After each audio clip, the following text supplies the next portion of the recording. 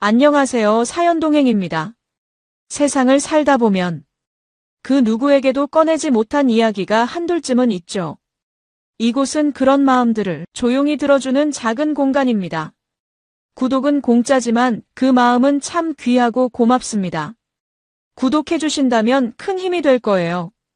자, 그럼 오늘의 사연 시작합니다. 안녕하세요. 제가 이런 이야기를 하게 될 줄은 정말 몰랐습니다. 저는 김도훈이라고 하고요. 올해 40살입니다. 소형 가전 유통업을 운영하고 있어서 그럭저럭 먹고 살만하게 지내고 있었죠. 결혼한 지는 벌써 10년이 넘었고 아내 서지은과는 연애 때부터 따지면 거의 15년을 함께 해왔습니다. 지은이는 저보다 4살 어린 36살이고 화장품 회사에서 영업부 과장으로 일하고 있습니다. 성격도 밝고 말도 잘 통하는 편이어서 주변 사람들이 항상 우리를 부러워했죠. 특히 지은이는 사람들과 어울리는 걸 좋아해서 회사 분위기 메이커 역할을 하고 있다고 자주 말하곤 했습니다. 그런데 몇 달 전부터 뭔가 이상한 변화가 느껴지기 시작했습니다. 처음에는 단순히 업무가 바빠졌나 보다 했는데 지은이의 외근이 부쩍 많아진 거예요. 예전에는 주로 사무실에 있다가 가끔 거래처를 나가는 정도였는데 요즘은 거의 매일 나간다고 하더라고요. 그것도 저녁 늦게까지 돌아오지 않는 날이 많아졌습니다. 더 이상한 건 지은이의 외모 변화였어요. 평소에도 화장품 회사에 다니다 보니 꾸미는 편이었지만 최근에는 정말 확연히 달라졌습니다. 메이크업도 훨씬 진하게 하고 옷차림도 예전보다 훨씬 세련되고 화려해졌죠. 새로운 향수도 뿌리기 시작했는데 그 향기가 집안에서도 확연히 느껴질 정도였습니다. 가장 의심스러웠던 건 휴대폰 관련한 행동이었습니다. 예전에는 폰을 아무데나 두고 다녔는데 요즘은 지문 잠금을 걸어놓고 절대 제 손에 닿지 않게 합니다. 화장실에 갈 때도 샤워할 때도 폰을 꼭 챙겨가더라고요. 심지어 잠들 때도 폰을 베개 밑에 숨겨놓는 것 같았습니다. 처음에는 그냥 개인 프라이버시를 지키고 싶어 하는 건가 하고 넘어갔는데 시간이 지날수록 뭔가 석연치 않은 느낌이 들었습니다. 대화를 나누다가도 폰이 울리면 급하게 확인하고는 멀리 가서 전화를 받곤 했죠. 그리고 전화가 끝나면 괜히 밝은 표정을 지으며 회사 일이야라고 말하곤 했습니다. 회식도 부쩍 많아졌다고 하더라고요. 예전에는 한 달에 한두 번 정도였는데 요즘은 일주일에 2~3번은 회식이 있다고 합니다. 그것도 대부분 늦은 시간까지 이어진다며 집에 새벽에 들어오는 날이 많아졌어요. 술 냄새는 나지 않았는데 오히려 평소보다 더 신경 써서 씻고 들어온다는 느낌이 들었습니다. 저는 의심하고 싶지 않았습니다. 15년을 함께 지내온 사람인데 설마 저를 배신할 거라고는 생각하지 못했거든요. 그래서 그냥 업무 환경이 바뀌었거나 승진을 위해서 더 열심히 하는 거라고 생각하려고 했습니다. 하지만 마음 한편으로는 계속 의심의 씨앗이 자라고 있었죠. 어느 날은 지은이에게 직접 물어봤습니다. 요즘 일이 많이 바쁘니? 너무 늦게 들어오는 것 같은데 라고 말이죠. 그랬더니 지은이가 살짝 당황하는 표정을 지으며 새로운 프로젝트 때문에 정말 바빠. 상사들이 워낙 까다로워서 신경 쓸 게 많아라고 대답했습니다. 그 순간 지은이의 표정에서 뭔가 어색함을 느꼈지만 그냥 넘어갔습니다. 그런데 며칠 후 정말 예상치 못한 일이 벌어졌습니다. 그날은 평소와 다름없이 사무실에서 일하고 있었는데 갑자기 경찰서에서 전화가 걸려왔습니다. 전화를 받는 순간 가슴이 철렁 내려앉았죠. 경찰관이 차분한 목소리로 말했습니다. 김도훈 씨시죠? 부인분이 교통사고로 병원에 후송됐습니다. 지금 당장 병원으로 오시기 바랍니다. 그 순간 머릿속이 하얘졌습니다. 손에 들고 있던 볼펜이 떨어지는 소리도 들렸지만 정신을 차릴 수가 없었어요. 경찰관에게 어느 병원인지 물어보고는 급하게 차를 몰고 나갔습니다. 운전하는 내내 온갖 생각이 머릿속을 스쳐갔죠. 지은이가 얼마나 다쳤을까, 생명에 지장은 없을까, 정말 간절히 기도하는 마음이었습니다. 병원 응급실에 도착했을 때는 이미 해가 뉘엿뉘엿 넘어가고 있었습니다.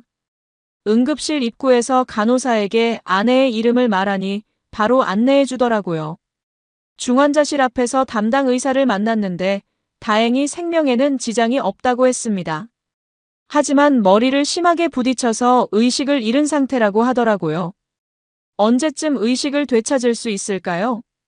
제가 떨리는 목소리로 물었습니다. 의사는 뇌에 큰 손상은 없는 것 같지만 좀 더 지켜봐야 할 것 같습니다. 빠르면 며칠 안에 깨어날 수도 있고 조금 더 오래 걸릴 수도 있어요라고 답했습니다.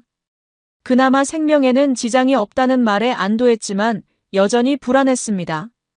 중환자실 유리창을 통해 아내를 보는데 얼굴이 온통 붓고 여기저기 상처투성이었습니다. 평소에 그렇게 예뻐하던 얼굴이 알아보기 힘들 정도로 상했더라고요. 가슴이 미어질 것 같았습니다. 그런데 간호사가 제게 다가와서 말했습니다. 보호자이시죠? 사고 관련해서 경찰관이 몇 가지 확인하고 싶다고 하는데 잠시 시간 내주실 수 있나요? 경찰관을 만나서 사고 경위를 들어보니 정말 이상한 부분이 있었습니다. 지은이가 운전을 하고 있었는데 전방주시 태만으로 앞차를 들이받은 거라고 하더라고요. 그런데 이상한 건 차에 지은이만 있었던 게 아니라는 점이었습니다. 조수석에 남자가 한 명 더 타고 있었다는 거예요. 남자요? 제가 깜짝 놀라며 물었습니다. 경찰관이 고개를 끄덕이며 네, 조수석에 앉아있던 남자분도 함께 다쳤습니다. 지금 같은 병원에 입원해 있어요라고 말했습니다. 그 순간 머릿속에서 뭔가 이상하다는 생각이 들었습니다. 지은이는 분명히 회사 회식이라고 했는데 왜 남자와 단둘이 차에 있었을까요? 혹시 그 남자분이 누구인지 알 수 있을까요? 제가 조심스럽게 물었습니다. 경찰관이 수첩을 뒤적이며 아직 신원 확인이 완전히 끝나지 않았는데 일단 부인분과 같은 회사에 다니는 것 같습니다. 좀 더 정확한 건 확인해서 연락드릴게요라고 답했습니다. 그날 밤은 병원에서 보냈습니다. 중환자실 옆 보호자 대기실에서 뜬 눈으로 밤을 새웠죠. 계속 지은이 생각만 났습니다. 그런데 동시에 머릿속에서는 자꾸 이상한 생각들이 떠올랐어요. 왜 회식이라고 했는데 남자와 단둘이 차에 있었을까? 그 남자는 대체 누구일까? 정말 단순한 동료일까? 새벽이 되어서야 잠시 잠이 들었는데 간호사가 깨웠습니다. 아직 의식은 못 찾았지만 상태는 안정적입니다. 집에 가서 좀 쉬시고 오세요라고 하더라고요. 하지만 집에 갈 마음이 없었습니다. 혹시 지은이가 깨어나면 옆에 있어주고 싶었거든요. 그런데 화장실에 갔다가 돌아오는 길에 복도에서 한 여자가 울고 있는 걸 봤습니다. 나이는 지은이와 비슷해 보였는데 너무 슬픈 표정으로 울고 있더라고요. 왠지 모르게 마음이 쓰였습니다. 그 여자도 혹시 이번 사고 때문에 여기 온 건 아닐까 하는 생각이 들었거든요. 용기를 내서 그 여자에게 다가가서 혹시 괜찮으시냐고 물어봤습니다. 그랬더니 그 여자가 고개를 들며 제 남편이 교통사고를 당했어요. 의식을 못 찾고 있다고 하는데 라고 말하더라고요. 그 순간 뭔가 이상한 예감이 들었습니다. 혹시 그 남자가 지은이와 함께 차에 있었던 그 사람일까? 혹시 실례가 안 된다면 남편분 성함이 어떻게 되시나요? 제가 조심스럽게 물었습니다. 그 여자가 장민수라고 하는데 화장품 회사에 다니고 있어요라고 답했습니다. 그 순간 머릿속에서 번개가 친 것 같았습니다. 화장품 회사라니 지은이와 같은 회사 아닌가요? 그 여자의 말을 듣는 순간 온몸에 소름이 돋았습니다. 화장품 회사에 다니는 장민수라니 설마 지은이와 같은 회사는 아니겠죠? 하지만 이런 우연이 있을 수 있을까요? 저는 최대한 침착하게 행동하려고 노력했습니다. 혹시 어느 회사에 다니시는지 여쭤봐도 될까요? 그 여자가 눈물을 닦으며 뷰티 코스메틱이라는 회사예요. 제 남편이 거기서 부장으로 일하고 있거든요 라고 말했습니다. 그 순간 정말 머릿속이 하얘졌습니다. 뷰티 코스메틱은 바로 지은이가 다니는 회사였거든요. 그것도 부장이라니 지은이보다 직급이 높은 사람이었습니다. 실례가 안 된다면 남편분 성함을 다시 한번 들어도 될까요? 제가 떨리는 목소리로 물었습니다. 장민수예요. 영업부 부장이라고 하는데. 라고 그 여자가 답했습니다. 영업부 부장 장민수, 그 이름이 왜 이렇게 익숙하게 느껴지는 걸까요? 그때 갑자기 기억이 났습니다. 몇 달 전에 지은이가 우리 회사에 정말 인성 좋은 상사가 있어. 장 부장님이라고 하는데 직원들한테 정말 잘해주시거들라고 말했던 기억이 떠올랐습니다. 그때는 그냥 좋은 상사가 있다는 정도로만 생각했는데 설마 그 사람이 지금 지은이와 함께 사고를 당한 그 장민수일까요? 저는 최대한 자연스럽게 행동하려고 노력했습니다. 아, 그렇군요. 저희 아내도 같은 회사에 다니고 있어서 혹시 아는 사람인가 해서 물어봤어요 라고 말했습니다. 그 여자가 깜짝 놀라며 정말요? 그럼 제 남편을 아실 수도 있겠네요. 혹시 아내분 성함이 어떻게 되시나요? 서지은이라고 하는데 영업부 과장으로 일하고 있어요 라고 제가 답했습니다. 그 순간 그 여자의 표정이 확연히 밝아졌습니다. 아, 지은 씨를 아세요? 제 남편이 지은 씨 얘기를 자주 하거든요. 정말 일 잘하고 성실한 직원이라고 항상 칭찬하더라고요. 그 말을 들으니 더욱 혼란스러웠습니다. 정말 단순한 상사와 부하 직원 관계일까요? 그렇다면 왜 둘이 함께 차에 있었던 걸까요? 그것도 회식이라고 했는데 다른 사람들은 어디에 있었던 걸까요?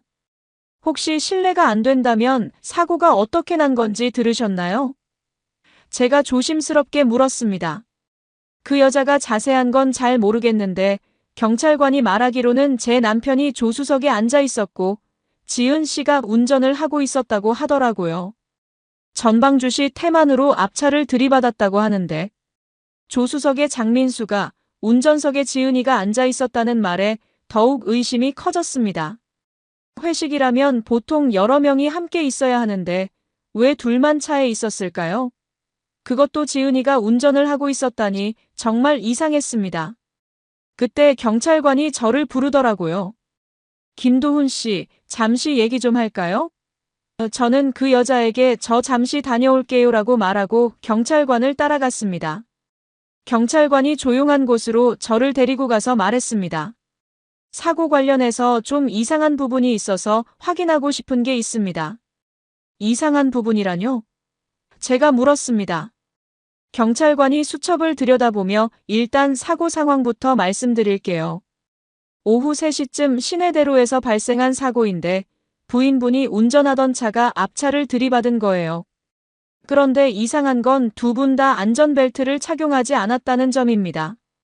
안전벨트를 착용하지 않았다고요? 지은이는 평소에 안전벨트를 꼭 매는 사람이었는데 왜 안전벨트를 하지 않았을까요? 그리고 또 하나 이상한 점을 라고 경찰관이 계속 말했습니다. 사고 직전까지 차 안에서 대화를 나누고 있었던 것 같은데 집중이 안 됐을 가능성이 높습니다. 대화를 나누고 있었다고요?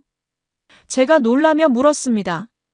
경찰관이 고개를 끄덕이며 네, 목격자 진술에 따르면 운전자가 조수석 쪽을 보며 웃고 있었다고 합니다.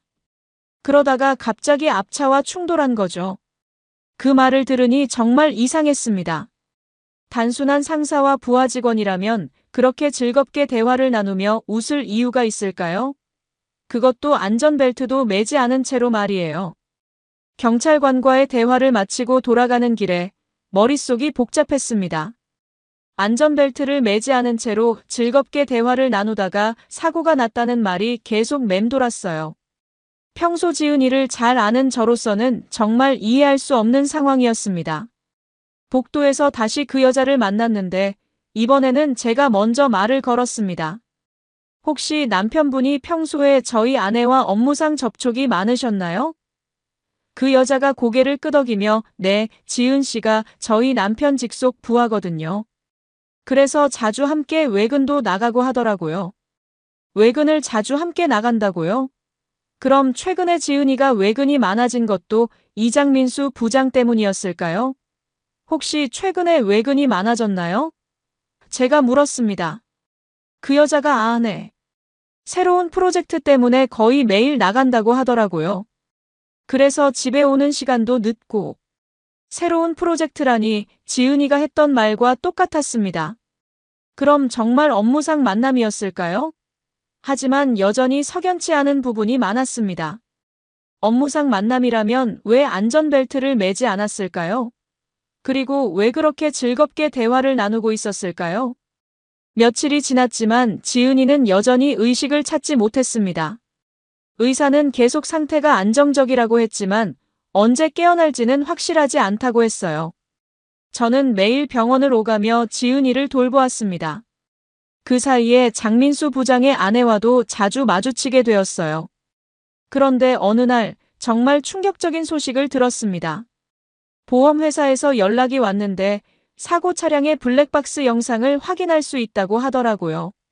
처음에는 그냥 사고 경위나 확인하는 정도로 생각했는데 보험회사 직원이 혹시 시간 되실 때 한번 보시겠어요? 조금 특이한 부분이 있어서요라고 말했습니다. 특이한 부분이라니 무엇이 특이하다는 걸까요? 저는 당장 보험회사로 향했습니다. 보험회사 직원이 저를 작은 사무실로 안내하고는 컴퓨터를 켜더라고요. 사고 직전 몇 분간의 영상입니다. 좀 놀라실 수도 있으니 마음의 준비를 하세요라고 말했습니다. 영상이 시작되자 제 눈을 믿을 수 없었습니다. 화면에는 지은이와 장민수 부장이 나왔는데 둘이 정말 친밀한 모습이었어요. 지은이가 장민수를 보며 웃고 있었고 장민수도 지은이를 보며 뭔가 말하고 있었습니다. 그런데 그 분위기가 단순한 동료 사이가 아니었어요. 더 충격적인 건 그 다음이었습니다. 신호등에서 잠시 멈춘 사이에 장민수가 지은이의 손을 잡더라고요. 그리고 지은이도 거부하지 않고 오히려 손을 꼭 잡고 있었습니다. 그 장면을 보는 순간 정말 머릿속이 하얘졌어요. 그런데 더 충격적인 장면이 나왔습니다. 차가 출발하기 직전에 장민수가 지은이 쪽으로 몸을 기울이더니 키스를 했어요.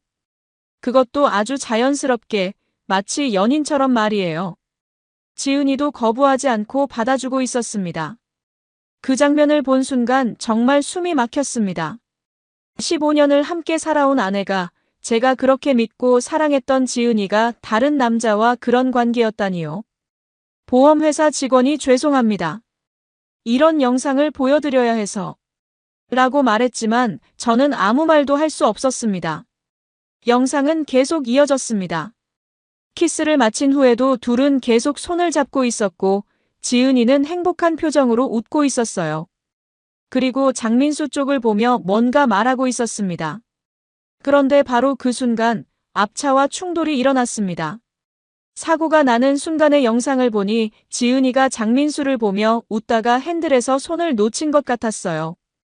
그래서 앞차와의 거리를 제대로 파악하지 못하고 들이받은 거였습니다. 정말 어이없는 사고였어요. 블랙박스 영상을 본 후 집으로 돌아가는 길에 정말 온갖 생각이 머릿속을 스쳐갔습니다. 이제까지 제가 알고 있던 지은이는 대체 누구였을까요? 15년을 함께 살면서 이런 모습을 전혀 몰랐다니 저는 정말 바보였던 것 같습니다. 집에 도착해서 지은이의 물건들을 다시 보니 모든 게 다르게 보였어요. 새로 산 옷들, 새로운 화장품들, 그리고 그 향수까지. 이 모든 게 장민수 부장을 위한 것이었을까요? 생각하면 할수록 화가 났습니다. 그런데 더 화가 나는 건 제가 이 모든 걸 눈치채지 못했다는 것이었어요. 아내가 다른 남자와 바람을 피우고 있었는데 저는 그냥 업무가 바쁘다고 생각했던 거예요. 정말 어리석었습니다. 다음 날 저는 장민수 부장의 신원을 정확히 파악하기 위해 지은이 회사에 전화를 걸었습니다. 인사팀에 장민수 부장님에 대해 문의가 있다고 했더니 바로 연결해 주더라고요. 인사팀 직원이 친절하게 설명해 주었습니다. 장민수 부장님은 저희 영업부에서 근무하고 계시고요. 올해로 입사 12년째입니다. 굉장히 성실하고 능력 있는 분으로 알려져 있어요. 그리고 덧붙여서 혹시 서지은 과장님과 관련된 문의인가요? 둘이 같은 팀에서 일하고 있거든요 라고 말했습니다. 같은 팀이라니 그럼 정말 자주 만날 수밖에 없는 관계였던 거네요. 저는 네, 그냥 업무 관련해서 궁금한 게 있어서 문의드렸어요 라고 대답하고 전화를 끊었습니다. 그리고 바로 장민수 부장의 아내에게 연락을 했습니다. 안녕하세요. 병원에서 배웠던 김도훈입니다. 혹시 시간 되실 때 한번 만나서 얘기할 수 있을까요? 장민수 부장의 아내는 무슨 일이시죠? 라고 물었습니다. 저는 최대한 침착하게 사고와 관련해서 확인하고 싶은 게 있어서요 라고 답했습니다. 다음 날 오후에 병원 근처 카페에서 만났습니다. 장민수 부장의 아내는 여전히 많이 지쳐 보였어요. 남편 상태는 어떠세요? 제가 먼저 안부를 물었습니다. 아직 의식을 못 찾았어요. 의사는 조금 더 기다려보자고 하는데 그녀가 한숨을 쉬며 답했습니다. 저는 천천히 말을 꺼냈습니다. 실은 사고와 관련해서 보험회사에서 블랙박스 영상을 확인했는데요. 그 순간 그녀의 표정이 조금 굳어졌어요. 혹시 무슨 문제가 있나요? 라고 그녀가 물었습니다. 영상을 보니까 남편분과 저희 아내가 단순한 동료 관계는 아닌 것 같더라고요. 제가 조심스럽게 말했습니다. 그 순간 그녀의 얼굴이 확연히 창백해졌어요. 그게 무슨 뜻이죠? 라고 그녀가 떨리는 목소리로 물었습니다. 저는 블랙박스에서 본 장면들을 자세히 설명해 주었습니다. 손을 잡고 있었던 것, 키스를 했던 것, 그리고 연인처럼 행동했던 모든 것들을 말이에요. 그녀는 듣는 내내 얼굴이 점점 하얘졌고 마지막에는 눈물을 흘리기 시작했습니다. 저는 정말 몰랐어요. 남편이 요즘 늦게 들어온다고는 했지만 설마 다른 여자와. 그녀가 울먹이며 말했습니다. 저희 아이가 아직 초등학생인데 아빠가 이런 사람인 줄 알면 얼마나 충격을 받을까요? 그 순간 저도 마음이 아팠습니다. 저만 배신당한 게 아니라 이 여자와 그 아이도 함께 피해를 당한 거였어요. 혹시 평소에 남편분이 이상한 행동을 하신 적은 없으셨나요? 제가 물었습니다. 생각해보니까 몇 달 전부터 확실히 달라졌어요. 옷차림도 신경 쓰고 향수도 뿌리고 휴대폰도 항상 가지고 다니더라고요. 그때는 승진 때문에 스트레스 받는다고 생각했는데 그녀가 한숨을 쉬며 말했습니다. 저희 둘의 상황이 너무 비슷했어요. 둘 다 가장 가까운 사람에게 배신당했고 그 사실을 이런 식으로 알게 되었으니까요. 이제 어떻게 하시겠어요? 제가 물었습니다. 그녀가 눈물을 닦으며 말했습니다. 저는 이혼할 생각이에요. 이런 사람과는 더 이상 살 수 없어요. 그런데 문제는 증거예요. 블랙박스 영상만으로 충분할까요? 저도 같은 생각이었습니다. 법적으로 이혼하려면 확실한 증거가 필요했거든요.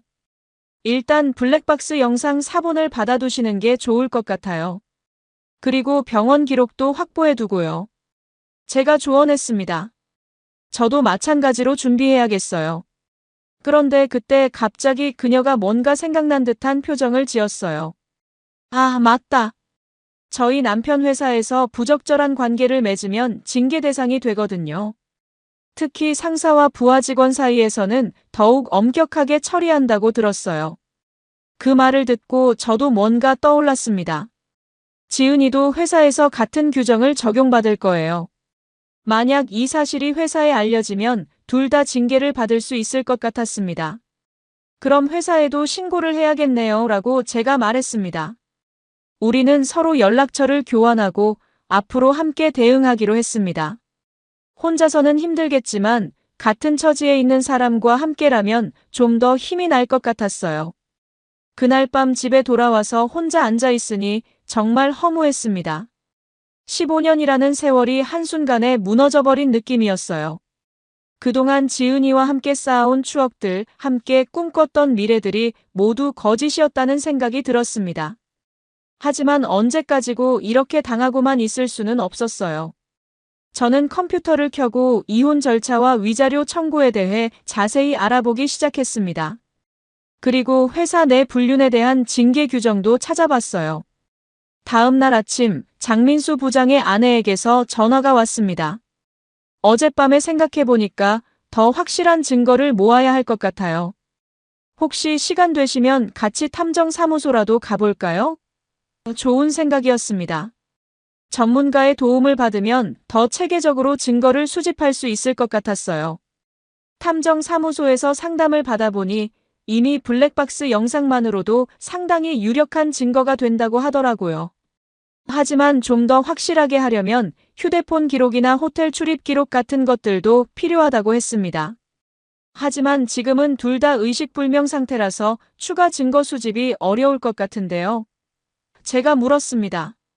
탐정이 그렇다면 일단 확보할 수 있는 증거들부터 정리해 두시고 나중에 의식을 찾으면 그때 추가로 조사하시는 게 좋겠네요 라고 조언해 주었습니다. 저희는 일단 블랙박스 영상 원본을 확보하고 병원 입원 기록과 사고 경위서도 모두 복사해 두었습니다. 그리고 보험회사에서도 관련 서류들을 모두 받아놓았어요. 이 정도면 일단 기본적인 증거는 확보한 셈이었습니다. 그런데 며칠 후 정말 놀라운 일이 벌어졌습니다.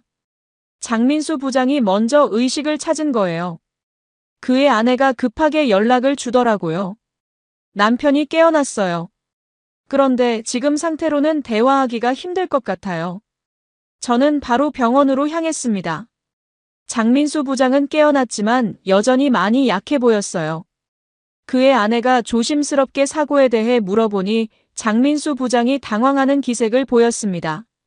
사고 전 상황을 기억하세요? 그의 아내가 물었습니다. 장민수 부장이 잠시 생각하더니 지은이와 함께 거래처에서 돌아오는 길이었는데 라고 말했습니다. 거래처에서 돌아오는 길이라니 그럼 정말 업무상 만남이었을까요? 하지만 그의 아내가 단호하게 말했습니다. 블랙박스 영상을 봤어요. 당신들이 어떤 관계인지 다 알고 있으니까 거짓말하지 마세요. 그 순간 장민수 부장의 얼굴이 확연히 굳어졌어요. 무슨 소리야?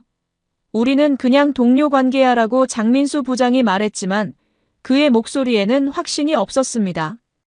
그의 아내가 휴대폰을 꺼내서 블랙박스 영상의 일부를 보여주니 장민수 부장은 더 이상 말을 하지 못했어요. 이제 어떻게 할 건가요? 그의 아내가 차갑게 물었습니다. 장민수 부장이 미안해. 정말 미안해. 라고 말하며 눈물을 흘렸지만 그의 아내는 전혀 동정하지 않는 표정이었어요. 미안하다고 해서 해결될 문제가 아니에요. 저는 이혼할 거고 위자료도 청구할 거예요. 그리고 회사에도 신고할 겁니다. 그녀의 말에 장민수 부장이 깜짝 놀라며 회사에는 제발 내 직장이 날아가면 어떻게 해라고 애원했지만 이미 늦었어요. 저도 그 자리에서 말했습니다. 저도 마찬가지입니다. 제 아내가 의식을 찾으면 바로 이혼 소송을 진행할 예정이고 당신과 함께 회사에도 신고할 겁니다. 장민수 부장이 저를 보며 정말 죄송합니다라고 말했지만 저는 더 이상 들을 마음이 없었어요. 장민수 부장과의 대면을 마치고 나서 저는 지은이가 언제 깨어날지 기다리기 시작했습니다. 의사는 곧 의식을 찾을 거라고 했지만 하루하루가 정말 길게 느껴졌어요. 그 사이에 저는 이혼 소송 준비를 철저히 해두었습니다. 변호사와 상담도 받아보았는데 저희가 가지고 있는 증거들로는 충분히 승소할 수 있다고 하더라고요. 특히 블랙박스 영상은 결정적인 증거가 될 거라고 했습니다. 위자료도 상당한 금액을 받을 수 있을 것 같다고 조언해 주었어요. 그리고 마침내 그날이 왔습니다. 지은이가 의식을 찾았다는 연락을 병원에서 받았어요. 저는 바로 병원으로 향했습니다. 중환자실에서 일반 병실로 옮겨진 지은이를 보니 여전히 많이 야위어 있었지만 의식은 또렷해 보였어요. 도훈아. 지은이가 저를 보자마자 눈물을 흘렸습니다. 정말 미안해. 내가 사고를 냈구나. 많이 걱정했지? 지은이는 아직 자신이 처한 상황을 정확히 모르는 것 같았어요. 저는 의자를 침대 옆으로 가져와서 앉았습니다. 그리고 조용히 말했습니다. 지은아, 우리 얘기 좀 하자. 지은이가 제 표정을 보더니 뭔가 이상함을 느꼈는지 왜 그래? 무슨 일 있어? 라고 물었습니다. 저는 휴대폰을 꺼내서 블랙박스 영상을 틀었습니다. 이거 좀 봐. 화면에 지은이와 장민수 부장이 손을 잡고 키스하는 장면이 나오자 지은이의 얼굴이 순식간에 창백해졌어요. 이게 뭐야? 지은이가 떨리는 목소리로 물었습니다. 하지만 화면 속에 자신을 보고 있으니 부인할 수도 없었겠죠. 기억 안 나. 사고 전 기억이 없어. 지은이가 울먹이며 말했습니다. 기억이 없다고. 저는 차갑게 말했습니다. 그럼 최근 몇 달 동안 자주 늦게 들어온 것도 기억 안 나. 휴대폰에 잠금 걸어놓고 절대 내 손에 닿지 않게 한 것도 기억 안 나. 지은이가 점점 더 울기 시작했어요. 도훈아, 정말 미안해. 내가 잘못했어. 하지만 진짜 기억이. 하지만 저는 더 이상 들을 마음이 없었습니다. 지은아라고 저는 조용히 말했습니다. 우리 이혼하자. 그 순간 지은이가 깜짝 놀라며 제 팔을 붙잡았어요. 도훈아, 제발. 한 번만 용서해줘. 내가 정말 잘못했어. 다시는 이런 일 없을게. 하지만 저는 이미 마음을 정했어요. 용서. 15년을 함께 살아온 사람이 나를 이렇게 배신했는데. 저는 지은이의 손을 뿌리치며 일어났습니다. 미안한 건 나야. 너를 사람이라고 믿은 내가. 지은이가 계속 울며 도훈아, 제발. 우리 다시 시작할 수 없을까? 내가 정말 뉘우치고 있어라고 말했지만 저는 돌아보지 않았습니다. 병실 문을 나서면서 마지막으로 한마디 했어요. 내일 변호사 사무실에서 서류 받을 거야. 복도에 나와서 저는 깊게 숨을 쉬었습니다. 정말 후련했어요. 그동안 속에서 끓어오르던 분노와 배신감을 모두 쏟아낸 기분이었습니다. 이제 진짜 새로운 시작을 할 수 있을 것 같았어요. 그날 저녁 장민수 부장의 아내에게서 연락이 왔습니다. 저도 오늘 남편에게 이혼 의사를 전달했어요. 내일부터 본격적으로 법적 절차를 밟을 예정입니다. 우리는 서로를 격려하며 끝까지 함께 싸우기로 다짐했습니다. 그 후 모든 일이 빠르게 진행되었습니다. 우선 저는 다음 날 바로 이혼 소송을 접수했어요. 변호사가 블랙박스 영상과 병원 기록들을 보더니 이 정도면 무조건 승소할 수 있습니다라고 확신했습니다. 위자료도 상당한 금액이 인정될 거라고 했어요. 장민수 부장의 아내도 마찬가지로 이혼 소송을 진행했습니다. 우리는 서로 증인으로 서기로 했어요. 같은 피해자로서 서로의 상황을 가장 잘 알고 있었거든요. 그리고 회사에도 신고를 했습니다. 인사팀에 직접 찾아가서 블랙박스 영상과 함께 모든 증거 자료를 제출했어요. 인사팀 직원들이 영상을 보더니 깜짝 놀라는 표정이었습니다. 이런 일이 저희 회사에서 일어났다니 정말 죄송합니다라고 사과하더라고요. 회사의 징계 절차는 생각보다 빨랐습니다. 상사와 부하 직원 간의 부적절한 관계는 회사 규정상 중대한 위반 사항이었거든요. 일주일 만에 징계위원회가 열렸고 장민수 부장은 정직 3개월 처분을 받았습니다. 하지만 그게 끝이 아니었어요. 정직 기간 중에 다른 직원들 사이에서도 이 사건이 소문이 났고 결국 장민수 부장은 견디지 못하고 사직서를 제출했습니다. 지은이도 마찬가지로 감봉과 함께 좌천 처분을 받았어요. 법정에서의 절차도 순조롭게 진행되었습니다.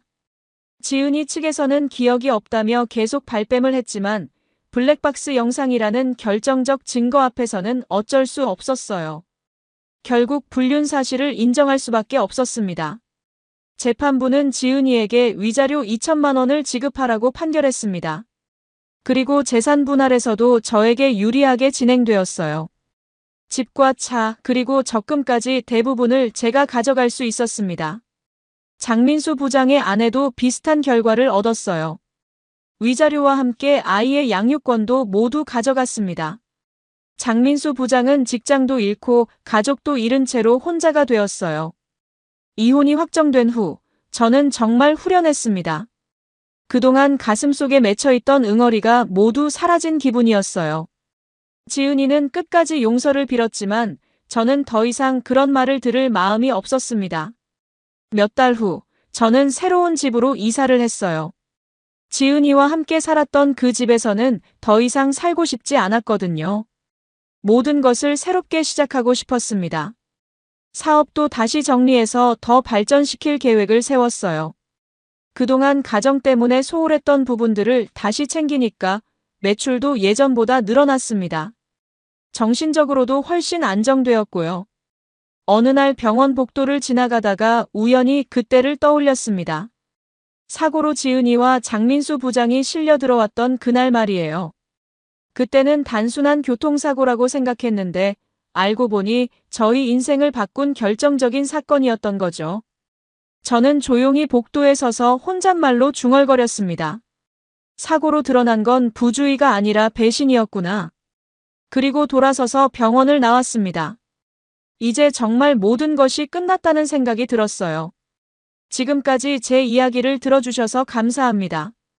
15년을 함께 살아온 아내가 다른 남자와 불륜을 저지르고 있었다는 사실을 교통사고를 통해 알게 되었습니다. 블랙박스 영상이라는 결정적 증거로 모든 진실이 드러났고 결국 이혼과 함께 상대방은 직장까지 잃게 되었죠. 배신은 결국 자신에게 돌아온다는 걸 보여준 사례인 것 같습니다. 여러분이라면 이런 상황에서 어떻게 하셨을까요? 용서를 했을까요? 아니면 저처럼 끝까지 법적으로 대응했을까요? 여러분, 오늘 사연 어떻게 들으셨나요? 지금 이 순간 무슨 생각이 드셨는지도 궁금합니다. 여러분의 소중한 생각을 댓글로 남겨주세요. 지금까지 사연동행이었습니다. 함께 해주신 모든 분들께 진심으로 마음 깊이 감사드립니다. 방송 끝나기 전에 혹시 아직 구독과 좋아요 안 누르셨다면 그 한 번의 클릭이 이 채널을 계속 이어가게 하는 큰 힘이 된답니다. 다음 사연에서 다시 인사드릴게요. 여러분 평안하세요. 안녕하세요. 사연동행입니다. 세상을 살다 보면 그 누구에게도 꺼내지 못한 이야기가 한둘쯤은 있죠. 이곳은 그런 마음들을 조용히 들어주는 작은 공간입니다. 구독은 공짜지만 그 마음은 참 귀하고 고맙습니다. 구독해주신다면 큰 힘이 될 거예요. 자, 그럼 오늘의 사연 시작합니다. 안녕하세요. 저는 김도현이라고 합니다. 42살이고 평범한 회사원입니다. 결혼한 지 10년이 된 저희 부부는 그동안 큰 탈 없이 살아왔다고 생각했어요. 제 아내 윤서희는 38살이고 결혼 후 쭉 전업주부로 지내왔습니다. 아이는 없어요. 서로 바쁘다는 핑계로 미루다 보니 어느새 시간이 흘러버렸네요. 그런데 작년 가을쯤부터 아내에게 변화가 생겼어요. 갑자기 삶의 활력을 찾고 싶다면서 지역 독서 모임에 가입하겠다고 하더라고요. 처음엔 좋은 일이라고 생각했습니다. 집에만 있던 아내가 외부 활동을 한다니 오히려 권장하고 싶었거든요. 서희는 원래 책 읽기를 좋아했으니까 적성에도 맞을 거라고 생각했어요. 독서 모임은 우리 동네 서점 카페에서 매주 토요일마다 열렸습니다. 서희의 말로는 구성원이 대부분 30대에서 40대 기혼 남녀들이라고 했어요. 다들 교양을 쌓고 싶어하는 사람들이고 분위기도 진지하고 좋다고 하더라고요. 저도 가끔 서점에 들러서 그 모임 사람들을 본 적이 있는데 정말 점잖아 보이는 분들이었어요. 서희는 모임에 나가는 날이면 평소보다 일찍 일어나서 옷도 신경 써서 입고 나갔어요. 화장도 더 정성스럽게 하고요. 오늘은 어떤 책을 읽나 하고 물어보면 미셸 푸코의 사회학 이론서라든지 포스트모던 철학 입문서 같은 어려운 책 제목들을 말하더라고요. 솔직히 저도 잘 모르는 책들이었어요. 처음 몇 달은 정말 좋았습니다.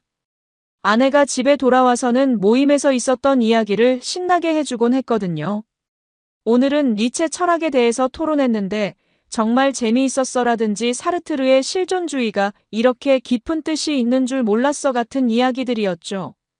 아내가 이렇게 지적인 관심사를 갖게 된 것이 대견하기도 했고 뭔가 우리 부부 사이에도 새로운 대화 소재가 생긴 것 같아서 기뻤어요. 그런데 시간이 지나면서 조금씩 이상한 점들이 보이기 시작했어요. 아내가 읽는 책의 종류가 점점 달라지더라고요. 처음엔 정말 고전 철학서나 문학 작품들이었는데 어느 순간부터는 제목도 생소한 책들을 들고 다니기 시작했어요. 그리고 모임 이야기를 할 때도 예전만큼 자세히 말해주지 않더라고요. 오늘은 뭘 읽었어 하고 물어봐도 그냥 인문학 관련 내용이었어 라고만 대답하고 넘어가는 시기였죠. 그러던 어느 날 정말 우연히 아내가 읽던 책을 보게 됐어요. 서희가 화장실 가는 사이에 소파에 놓인 책을 슬쩍 펼쳐본 건데 제목이 다자연애의 윤리학이더라고요. 처음 보는 제목이었어요. 목차를 훑어보니까 배우자 외의 관계도 진정한 사랑일 수 있는가, 일부일처제의 한계와 극복, 감정의 자유로운 표현 같은 내용들이 적혀 있었어요. 솔직히 말하면 그 순간 머리가 띵했어요. 이게 뭔 소리인가 싶더라고요. 급하게 휴대폰으로 그 책 제목을 검색해봤는데 한마디로 다자연애, 즉 여러 사람과 동시에 연애하는 것도 하나의 사랑 형태라고 주장하는 내용이었어요. 전통적인 결혼 제도나 일부일처제에 대해서도 비판적인 시각을 담고 있다고 하더라고요. 서희가 화장실에서 나오자마자 저는 그 책을 들고 물어봤어요. 여보, 이 책은 뭐야? 제목이 좀 이상한데? 그랬더니 서희는 별로 당황하는 기색도 없이 그거. 이번 달 독서 모임 주제야. 다양한 관점에서 사랑과 결혼에 대해 토론해보는 거지라고 대답하더라고요. 그런데 이런 내용을 토론한다고 하고 다시 물어보니까 요즘 독서 모임이 그래. 단순히 소설 읽고 감상 나누는 게 아니라 좀 더 철학적이고 사회학적인 주제들을 다루거든. 이것도 그냥 하나의 학술적 관점일 뿐이야 라고 하더라고요. 그 말을 듣고 나서도 뭔가 개운하지 않았어요. 물론 서희 말대로 학술적인 토론 주제일 수도 있겠지만 왜 하필 이런 민감한 내용을 다뤄야 하는지 이해가 안 됐거든요. 그리고 아내의 반응도 너무 태연해서 오히려 더 의심스러웠어요. 보통 이런 책을 읽는다면 남편한테 미리 양해를 구하거나 설명을 해줄 법도 한데 전혀 그런 기색이 없었거든요. 그날 밤 잠자리에서도 계속 그 생각만 나더라고요. 혹시 우리 부부관계에 뭔가 문제가 있어서 아내가 이런 책에 관심을 갖게 된 건 아닐까 하는 생각도 들었어요. 아니면 정말 단순한 학술적 호기심일 수도 있고요. 하지만 뭔지 모를 불안감이 계속 마음 한구석에 자리 잡고 있었어요. 다음 날부터는 아내의 행동을 더 유심히 관찰하게 됐어요. 그런데 특별히 이상한 점은 없어 보였어요. 평소처럼 집안일도 하고 저랑 대화도 나누고 독서 모임 이야기도 가끔씩 해주고요. 다만 예전보다는 모임 내용에 대해 구체적으로 말해주지 않는다는 점이 조금 달랐을 뿐이었어요. 그리고 며칠 후에 또 다른 책을 발견했어요. 이번엔 폴리아모리의 철학이라는 책이었는데 역시나 여러 사람과의 동시 연애를 다루는 내용이었어요. 서희한테 물어보니까 이것도 모임에서 다루는 주제라고 하더라고요. 그런데 이상한 건 서희가 그런 책들을 읽을 때의 표정이었어요. 뭔가 진지하면서도 설레는 듯한 표정을 짓더라고요. 저는 점점 더 불안해졌어요. 아내가 정말 그런 이론에 빠져들고 있는 건 아닐까 하는 생각이 들기 시작했거든요. 하지만 확실한 증거도 없는 상황에서 섣불리 의심을 드러낼 수도 없었어요. 그래서 조금 더 지켜보기로 했습니다. 그런데 시간이 지나면서 서희의 행동에 더 미묘한 변화들이 나타나기 시작했어요. 독서 모임에 갈 때마다 옷차림이 점점 화려해지더라고요. 예전엔 그냥 편안한 옷차림으로 나갔는데 이제는 마치 데이트라도 하러 가는 것처럼 정성스럽게 꾸미고 나가더라고요. 향수도 평소보다 진하게 뿌리고 액세서리도 신경 써서 착용하고요. 그리고 모임이 끝나고 집에 돌아와서도 예전과는 다른 모습을 보이기 시작했어요. 뭔가 들뜬 기분인 것 같기도 하고 때로는 생각에 잠긴 것 같기도 하더라고요. 저랑 대화할 때도 조금 심심한 듯한 표정을 짓는 경우가 많아졌어요. 그렇게 몇 주가 지나면서 아내에게 또 다른 변화가 생기기 시작했어요. 독서 모임 자체는 토요일에만 있는 건데 서희가 평일에도 자주 나가기 시작한 거예요. 처음엔 모임 준비를 위해서 도서관에 간다고 하더니 점점 외출 빈도가 늘어났어요. 그리고 귀가 시간도 점점 늦어지더라고요. 예전엔 늦어도 저녁 7시 전에는 집에 들어왔는데 어느 순간부터는 8시, 9시까지도 들어오지 않는 날이 많아졌어요. 물어보면 독서 모임 뒤풀이라고 하는데 카톡에는 사진 한 장도 올리지 않더라고요. 예전엔 친구들과 만나면 항상 인증샷을 찍어서 보내줬는데 말이죠. 그리고 아내의 표정도 달라졌어요. 집에 있을 때는 예전과 별반 다르지 않았지만 외출 준비를 할 때나 독서 모임 이야기를 할 때는 뭔가 설레는 듯한 표정을 짓더라고요. 화장도 더욱 정성스럽게 하고 옷도 평소보다 훨씬 신경 써서 입었어요. 심지어 새 옷을 사서 입고 나가는 경우도 많아졌고요. 어느 날은 서희가 새로 산 원피스를 입고 나가려는데 너무 예쁘게 차려입어서 제가 농담 반 진담 반으로 말했어요. 독서 모임인데 이렇게 예쁘게 차려입고 가면 책에 집중이 안 되겠네 라고 했더니 서희가 뭔가 당황하는 기색을 보이면서 그냥 기분 전환차 새 옷을 입어보고 싶었을 뿐이라고 하더라고요. 저는 점점 더 불안해졌어요. 혹시 아내가 다른 남자를 만나는 건 아닐까 하는 생각이 머릿속을 떠나지 않았거든요. 하지만 확실한 증거도 없는 상황에서 섣불리 의심을 드러낼 수도 없었어요. 그래서 회사 후배한테 도움을 요청했습니다. 그 후배는 IT 업계에서 일하는 친구라 이런 쪽 지식이 많더라고요. 위치 추적 앱을 하나 추천해줬는데 부부 사이에서 안전 확인용으로 많이 쓴다고 하더라고요.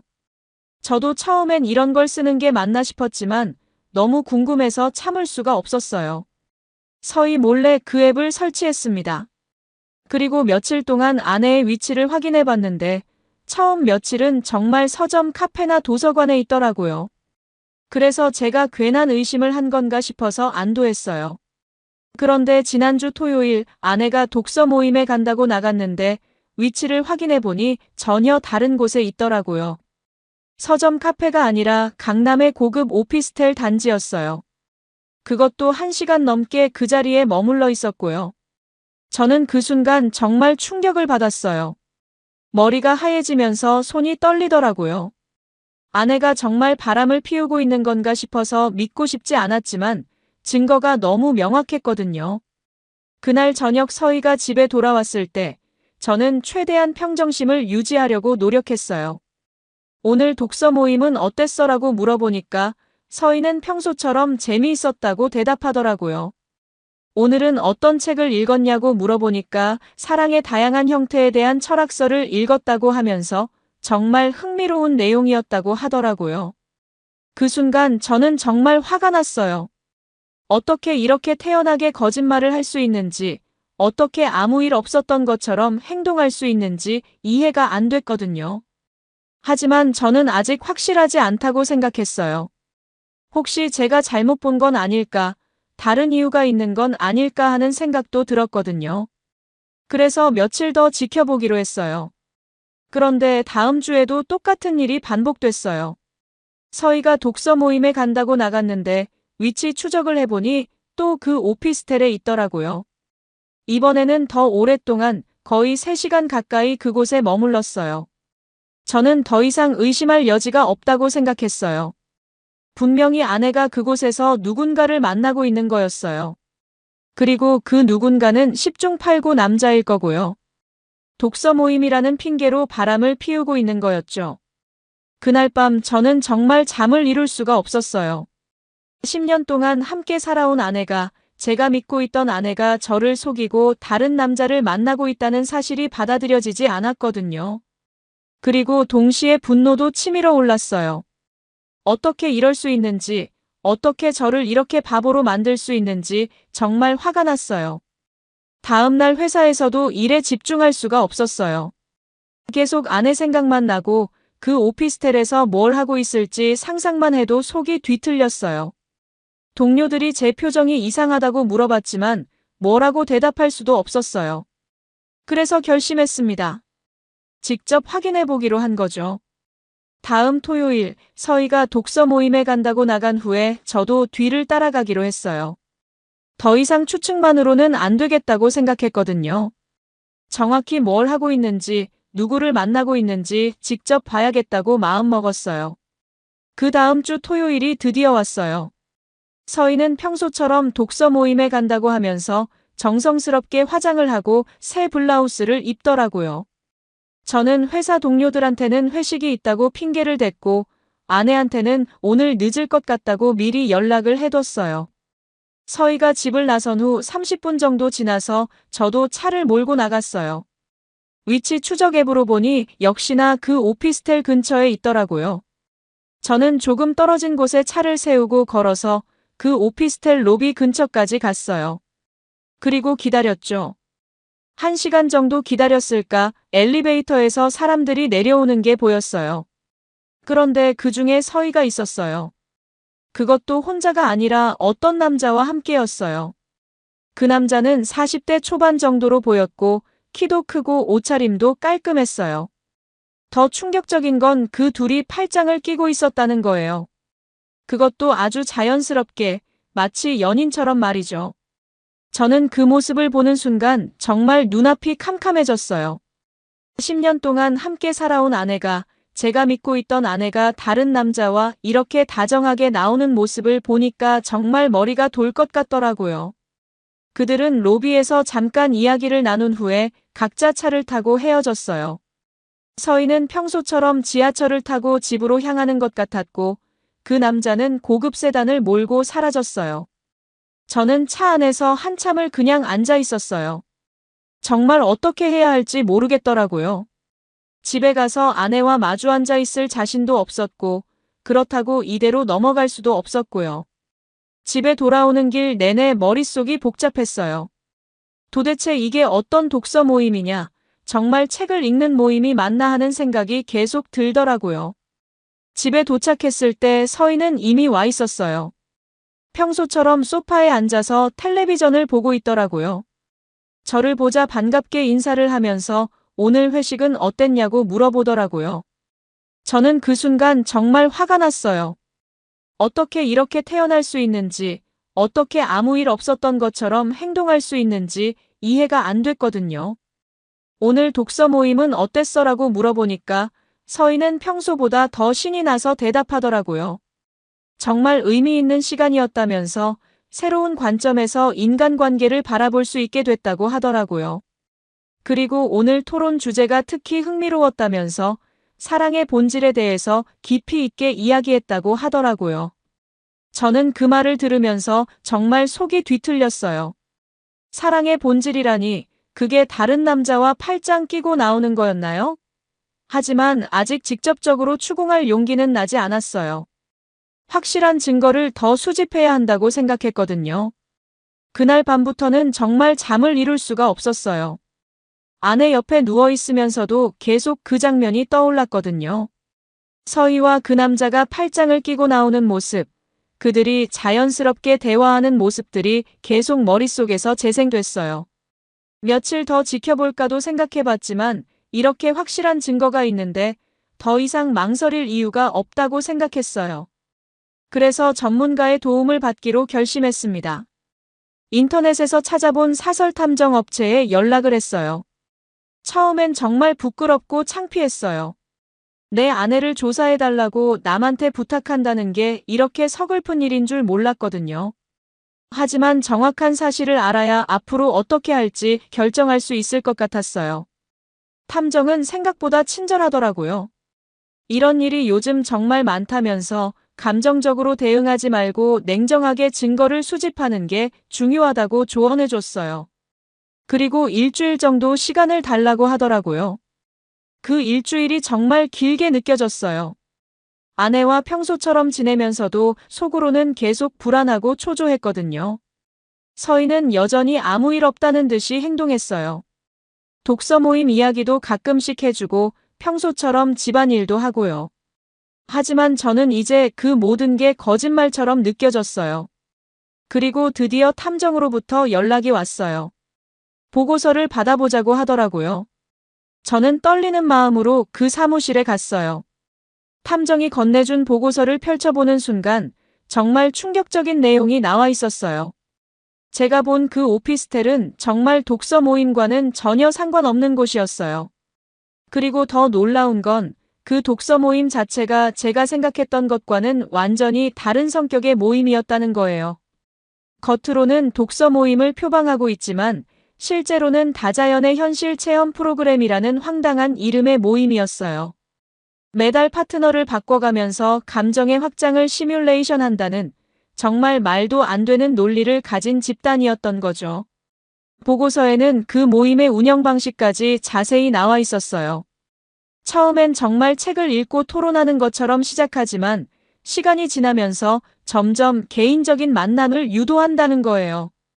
그리고 그런 만남을 감정의 자유로운 표현이라고 포장해서 정당화한다는 내용이었어요. 참가자들은 대부분 기혼자들이고 일상에서 느끼지 못하는 감정적 자극을 추구하는 사람들이라고 나와 있었어요. 더 구체적인 내용도 있었어요. 서희가 만나고 있는 그 남자는 박민수라는 이름의 43세 기혼 남성이었어요. 대기업 임원이고 아이도 둘이나 있더라고요. 그 사람도 이 모임에 참여한 지 1년 정도 됐다고 하더라고요.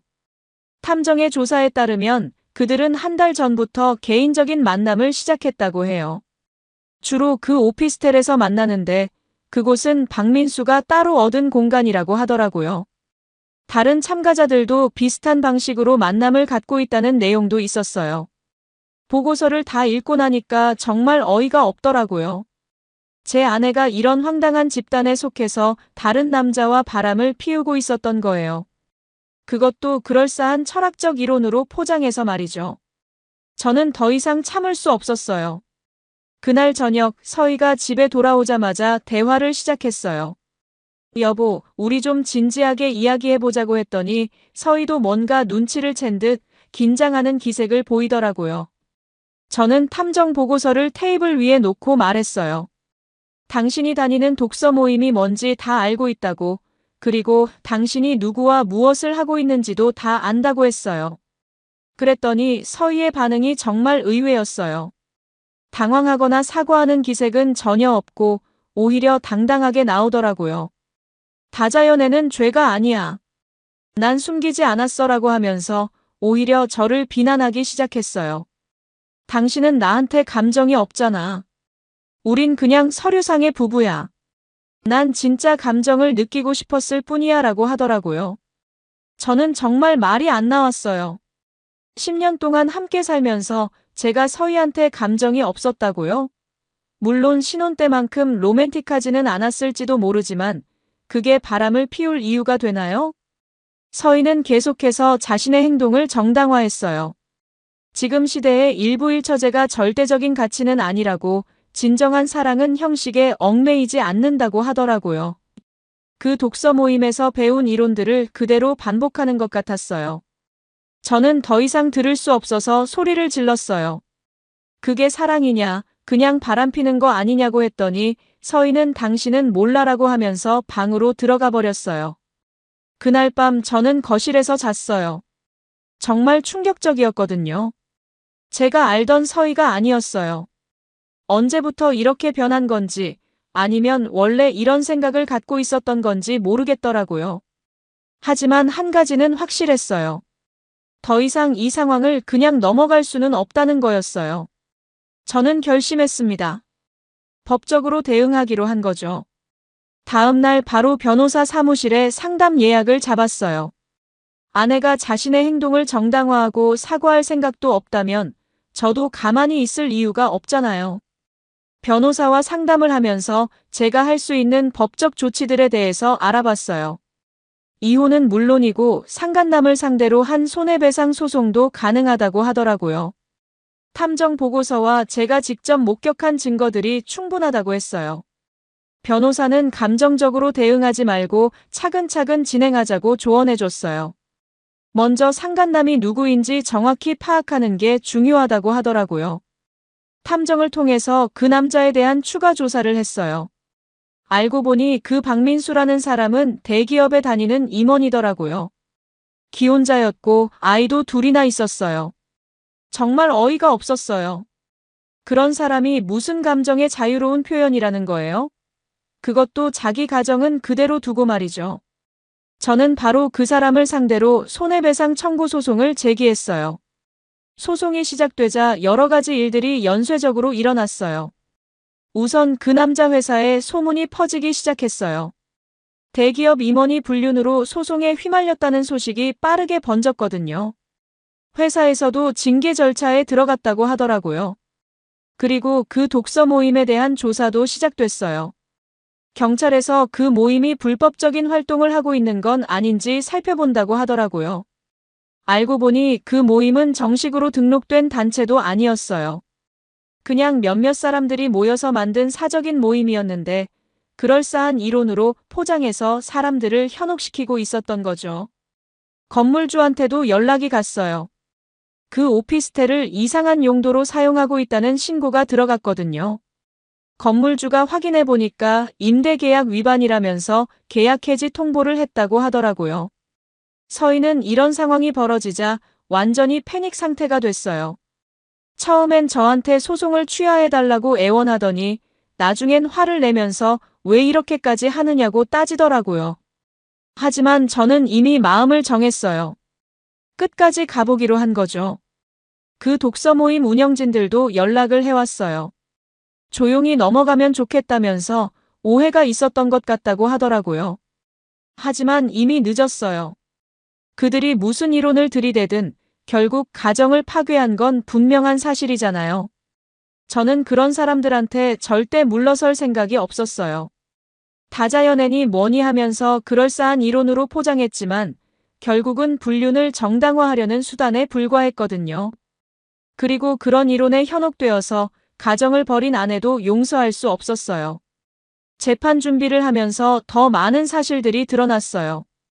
그 모임에 참여했던 다른 부부들도 비슷한 문제를 겪고 있다는 걸 알게 됐거든요.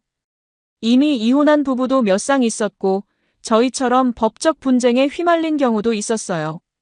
변호사는 이런 사례들을 모아서 집단 소송을 제기하는 것도 고려해 볼 만하다고 했어요. 그 모임 자체가 사기에 가까운 행위를 했다는 거죠. 사람들을 속여서 가정을 파괴하고 그것을 철학적 이론으로 포장해서 정당화했다는 것이었어요. 드디어 재판 날이 다가왔어요. 법정에 서는 게 처음이라서 긴장되긴 했지만 제가 옳다는 확신이 있었기 때문에 당당할 수 있었어요.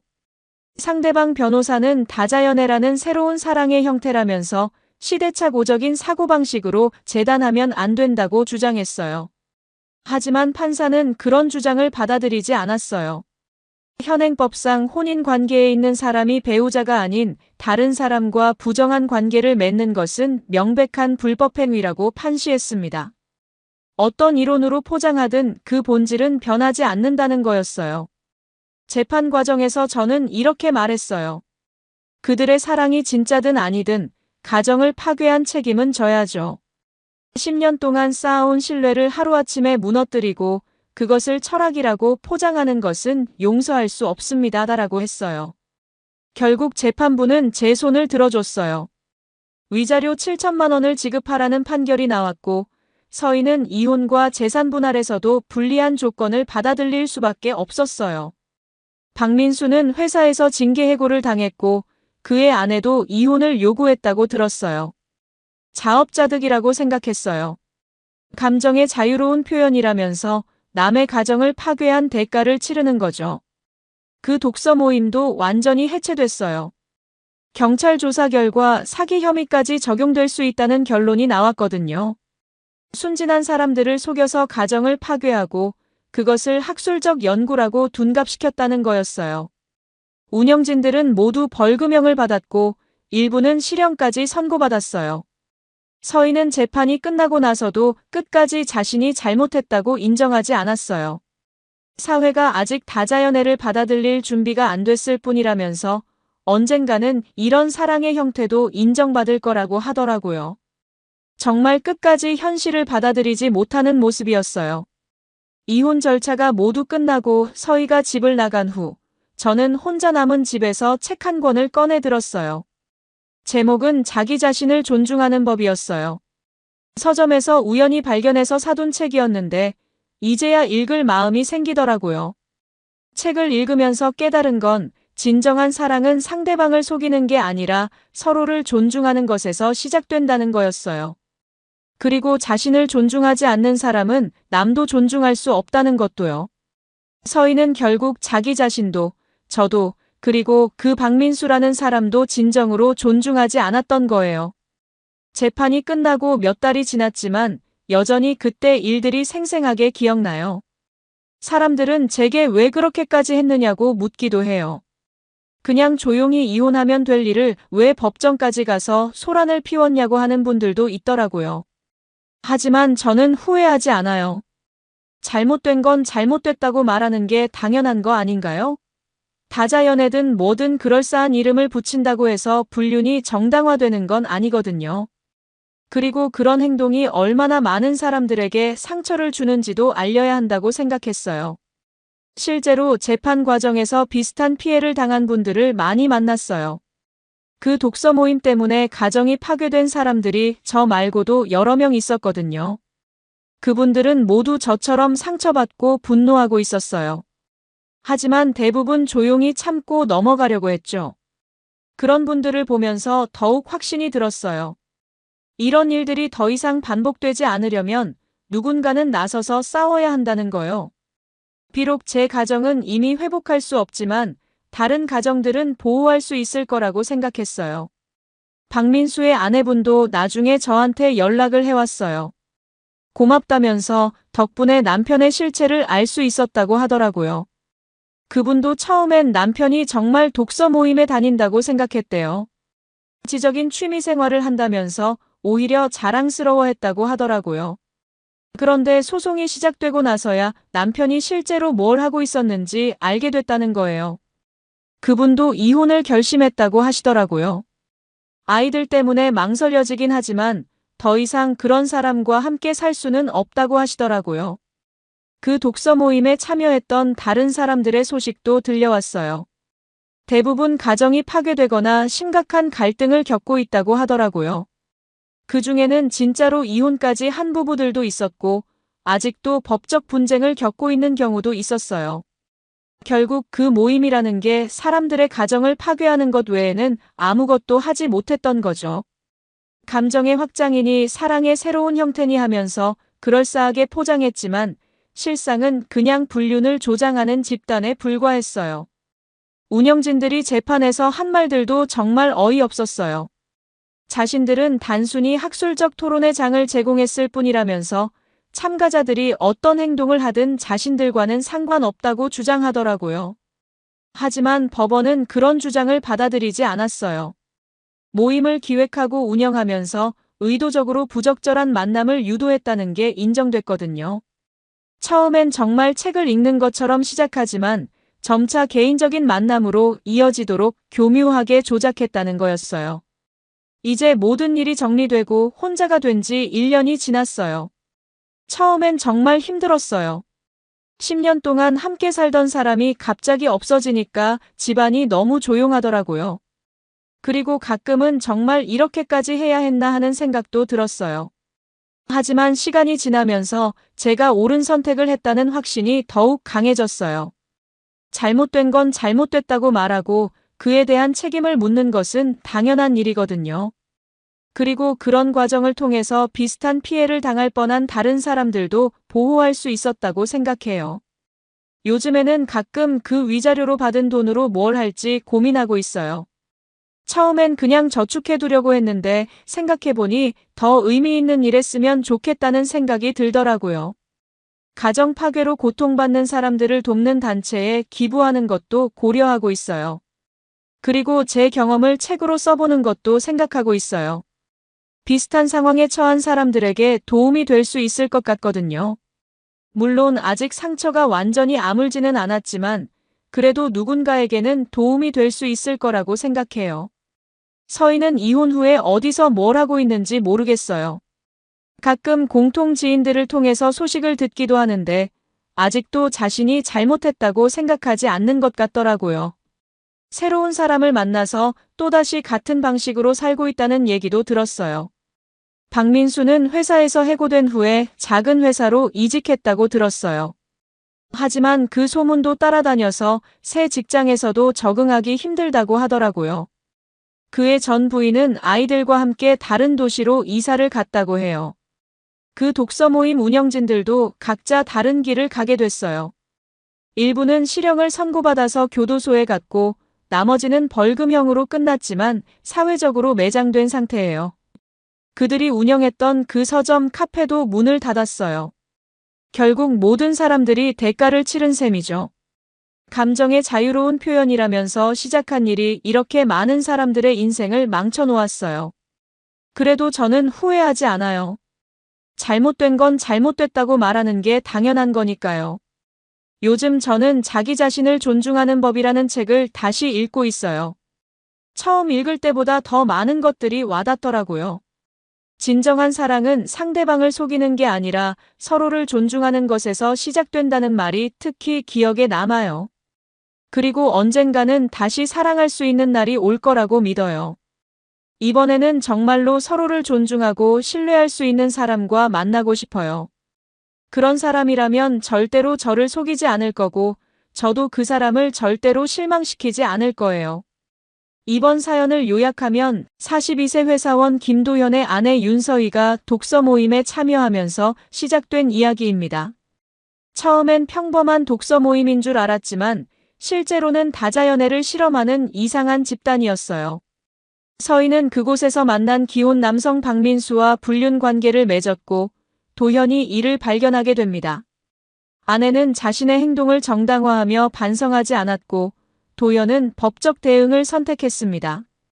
결국 위자료 7천만 원 승소 판결을 받았고 상간 남은 회사에서 해고당했으며 그 독서 모임도 해체됐습니다.